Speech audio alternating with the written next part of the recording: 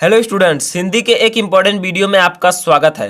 तो स्टूडेंट्स, ये video board exam वाले स्टूडेंट्स के लिए बहुत ही इम्पॉर्टेंट है, क्योंकि इस वीडियो में हम हिंदी साहित्य के एक महान लेखिका महादेवी वर्मा जी के जीवन परिचय के बारे में डिस्कस करेंगे। तो बहुत सारे स्टूडेंट्स कहते हैं कि इनके जीवन परिचय और साहित्यिक परिचय में क्या अंतर है, या फिर साहित्यिक परिचय हम कैसे लिखते हैं। ठीक है, तो हम इस वीडियो में इनके जीवन परिचय, साहित्यिक परिचय और कृतियां यानी कि इनकी रचनाओं के बारे में डिस्कस करेंगे। तो ये वीडियो बहुत ही ज्यादा इंपॉर्टेंट है, इसे आप लास्ट तक देखते रहिए।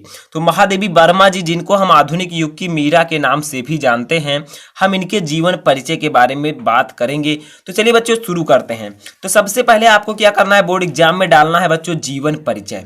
अब जीवन परिचय में क्या लिखना होता है कि इनका जन्म कब हुआ था, ठीक है, इनको कौन कौन सा पुरस्कार मिला, इनके पिता का नाम, माता का नाम, पति का नाम, ठीक है, और इनकी मृत्यु कब हुई थी। इतना आपको जीवन परिचय में लिखना होता है। इनके लाइफ के बारे में आपको इंट्रोडक्शन देना होता है। तो देखिए बच्चों, जीवन परिचय कैसे लिखते हैं आप लोग स्टेप बाय स्टेप देखिए। ए टू जेड आपको बोर्ड एग्जाम में जितने नंबर का पूछा जाएगा पूरे का पूरा मिलेगा, अगर आप वीडियो को लास्ट तक देखते हैं तो देखिए जीवन परिचय में हमने क्या लिखा है। महादेवी वर्मा जी का जन्म फर्रुखाबाद के एक शिक्षित कायस्थ परिवार में सन 1907 ईस्वी में होलिका दहन के दिन हुआ था।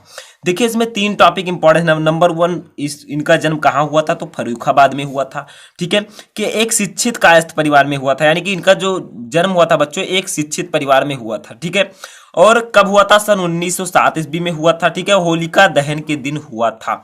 इतना समझ में आया फर्स्ट लाइन कि महादेवी वर्मा जी का जन्म फर्रुखाबाद में सन 1907 ईस्वी में होलिका दहन के दिन हुआ था। बच्चों ये इनके जन्म के बारे में हो गया।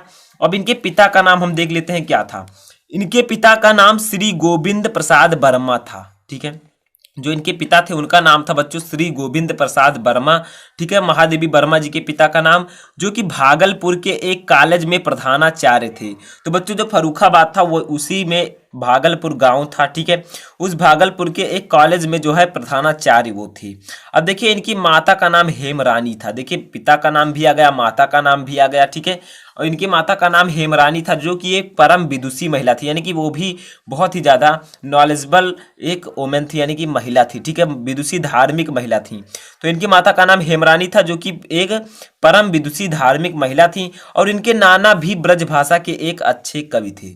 तो बच्चों जब इनके घर में सभी लोग शिक्षित थे, इनके पिताजी भी प्रिंसिपल थे, इनके माता जी भी एक विदुषी महिला थी, इनके नाना जी भी ब्रज भाषा के एक अच्छे कवि थे, तो इन पर भी इनका प्रभाव पड़ा। आप लिख सकते हैं इन पर भी इनका प्रभाव पड़ा। ठीक है, जिसके कारण ये इतने बड़ी कवित्री आगे चलकर हुई। ठीक है, मेनली ये कविताएं ज्यादा लिखती थी, तो अभी मैं आपको आगे सब कुछ बताऊंगा। अब देखिए बच्चों, इतना तो हो गया, इनके माता पिता का नाम, इनका नाम, कब हुआ था जन्म, ये सब हो गया। अब इसी जीवन परिचय में आपको लिखना होता है इनकी शिक्षा दीक्षा के बारे में। देखिए इनकी प्रारंभिक शिक्षा इंदौर और उच्च शिक्षा प्रयाग में हुई, यानी कि बच्चों जो प्रारंभ की शिक्षा होती है, बचपन की शिक्षा, वो इंदौर में हुई थी। ठीक है, और जो उच्च शिक्षा होती है, हाई लेवल की शिक्षा, वो बच्चों हुई थी प्रयाग। ठीक है, तो यहां पर हुई थी इलाहाबाद में। तो आगे बढ़ते हैं बच्चों, अब हम देखते हैं क्या है। इन्होंने और किसकी डिग्री ली। संस्कृत से इन्होंने एमए उत्तीर्ण किया। उत्तीर्ण का मतलब पास की। ठीक है, आज के मतलब पास किया। करने के बाद ये प्रयाग महिला विद्यापीठ में प्रधानाचार्य हो गई, यानी कि जहां प्रयाग में इन्होंने उच्च शिक्षा ग्रहण की थी, संस्कृत से इन्होंने एमए किया, उत्तीर्ण किया, और उसके बाद ये उसी प्रयाग महिला विद्यापीठ में जो है प्रधानाचार्य हो गई। ठीक है, आगे बढ़ते हैं। आप लोग एक एक लाइन को अच्छे से समझते हुए चलिएगा। अब बच्चों हुआ क्या था, एक और यहाँ पर आती है इनका विवाह। अब इनके पति का नाम भी जान लेते हैं। इनका विवाह जो है बच्चों 9 वर्ष की अल्प आयु में ही हो गया था, यानी कि जब ये 9 वर्ष की थी तभी इनका विवाह कर दिया गया था। ठीक है, इनके माता पिता ने कर दिया था। अब देखिए इनके पति जो थे बच्चे, उनका नाम था श्री रूप नारायण सिंह, जो कि एक डॉक्टर थे। बच्चों इनका पूरा जीवन परिचय यहाँ पर आपको दिख रहा है कि इनका जन्म कब हुआ, माता पिता का नाम, नाना का नाम, इनके जो है शिक्षा दीक्षा कब हुई, इनके पति का नाम क्या था, कब इनकी शादी हुई, सब कुछ इसमें आपको दिया गया है। ठीक है, लेकिन बच्चों क्या था कि जो इनकी शादी हुई थी, श्री रूप नारायण सिंह एक डॉक्टर थे, इनसे इनकी शादी हुई थी। लेकिन इनकी जो है बच्चों जो रिलेशनशिप थी वो अच्छी नहीं थी। ठीक है, अब आगे बढ़ते हैं बच्चों। क्या हुआ, इन्होंने जो है घर पर ही कुछ शिक्षा अपना प्राप्त किया, जो महादेवी वर्मा जी थी। ठीक है, अब कुछ वर्षों तक ये जो है उत्तर प्रदेश विधान परिषद की मनोनीत सदस्य भी रहीं। यानी कि जो ये थी बच्चों महादेवी वर्मा जी, ये कुछ दिनों तक उत्तर प्रदेश के जो है विधान परिषद की मनोनीत सदस्य भी रही थी। यानी कि इन्होंने बहुत सारे जो है अपने जीवन में अच्छे कार्य किए। अब देखिए आगे बढ़ते हैं हम क्या करते हैं यहाँ पर। इसीलिए क्या किया गया, ये जो सदस्य थी और भी जो इनका जो है स्टूडेंट था, इससे आप क्या हुआ, भारत के राष्ट्रपति ने इन्हें पद्म भूषण की उपाधि दी। ठीक है, जो भारत के राष्ट्रपति से इन्होंने पद्म भूषण की उपाधि प्राप्त की। यानी कि महादेवी वर्मा जी ने जो भारत के राष्ट्रपति थे उनसे पद्म भूषण की उपाधि भी प्राप्त हो चुकी है। तो आप समझ सकते हैं ये कितनी महान कवित्री थी। अभी आगे बढ़ेंगे हम लोग।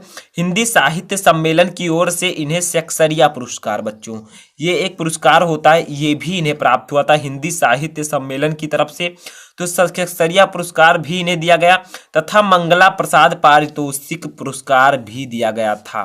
ठीक है, तो ये 3 पुरस्कार इनको बहुत ही अच्छे अच्छे प्राप्त हुए थे। एक तो भारत के राष्ट्रपति से प्राप्त हुआ था पद्म भूषण, और हिंदी साहित्य सम्मेलन की ओर से इन्हें सेक्सरिया पुरस्कार तथा मंगला प्रसाद पारितोषिक पुरस्कार दिया गया था। ठीक है, तो ये तो था बच्चों इनका जीवन परिचय। अभी थोड़ा सा और इनका जीवन परिचय है, हम उसको भी समझ लेते हैं यहाँ पर।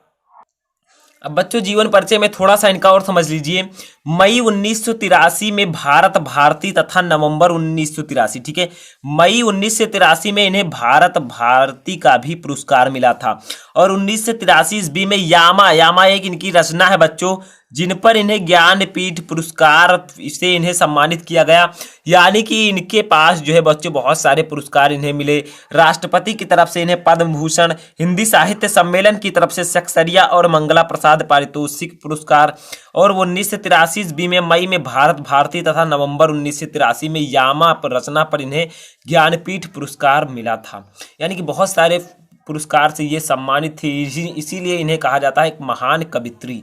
ठीक है, तो बच्चों यामा जो है इनकी रचना है। अब आपसे पूछा जा सकता है हिंदी साहित्य के जो क्वेश्चन आते हैं बहुविकल्पीय, उसमें पूछा जा सकता है कि महादेवी वर्मा जी को किस पुरस्कार यानी कि ज्ञानपीठ पुरस्कार किस रचना पर दिया गया था। तो आप कह सकते हैं यामा, या ऐसे भी पूछा जा सकता है कि महादेवी वर्मा जी को यामा पुरस्कार यामा पर इनकी कृति यामा पर कौन सा पुरस्कार मिला था। तो ऑप्शन में आ सकता है ज्ञानपीठ पुरस्कार। तो ऐसे आप लोग छोटी छोटी चीजें याद करते चलिए।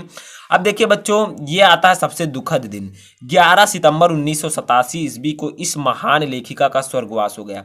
यानी कि बच्चों इनका जन्म 1907 को हुआ था और 80 साल की उम्र 11 सितंबर 1987 ईस्वी को इनका स्वर्गवास हो गया।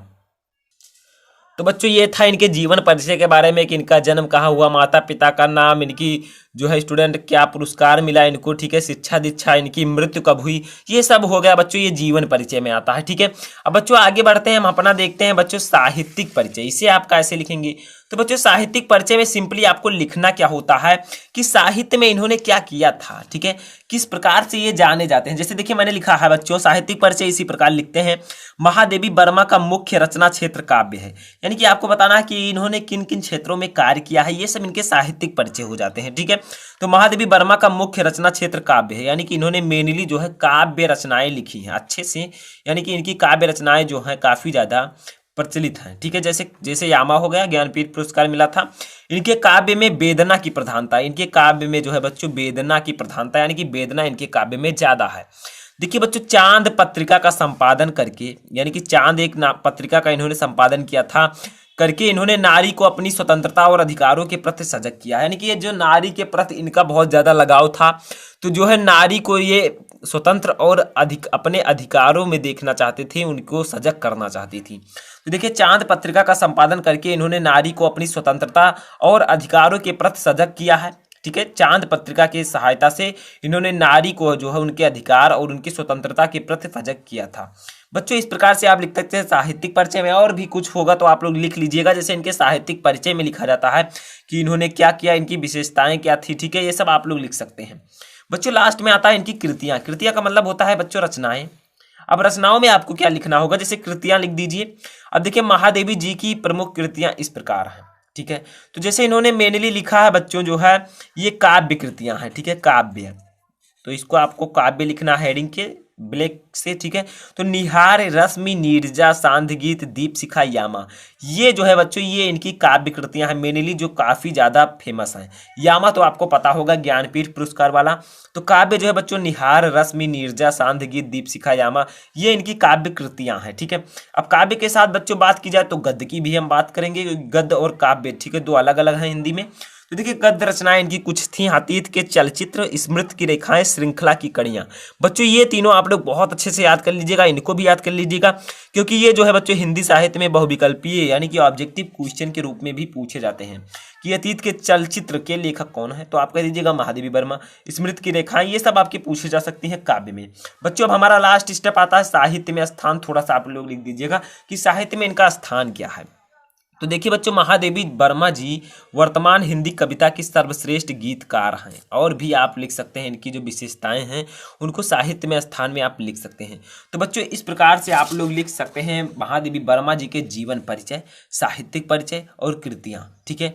लास्ट में बच्चों मैं यही कहना चाहूंगा कि इनका जन्म हुआ था 1907 में और इनकी मृत्यु हुई थी बच्चों 1987 ईस्वी में। तो आप लोग इसको याद कर लीजिएगा। और अगर वीडियो स्टूडेंट, आई होप कि आपको ये पूरा वीडियो पसंद आएगा। अगर वीडियो पसंद आए वीडियो को फटाफट लाइक कर दीजिए। चैनल पर नए चैनल को सब्सक्राइब करके बेल आइकन को दबा लीजिए ताकि जो भी मैं न्यू वीडियो भेजूं उसका नोटिफिकेशन सबसे पहले आप तक ही पहुंचे। तो स्टूडेंट इस वीडियो में बस इतना ही। आप लोग तैयारी करते रहिए और भी आपको किसी अन्य टॉपिक पर वीडियो चाहिए तो आप मुझे कमेंट करके बता सकते हैं। तो थैंक यू स्टूडेंट।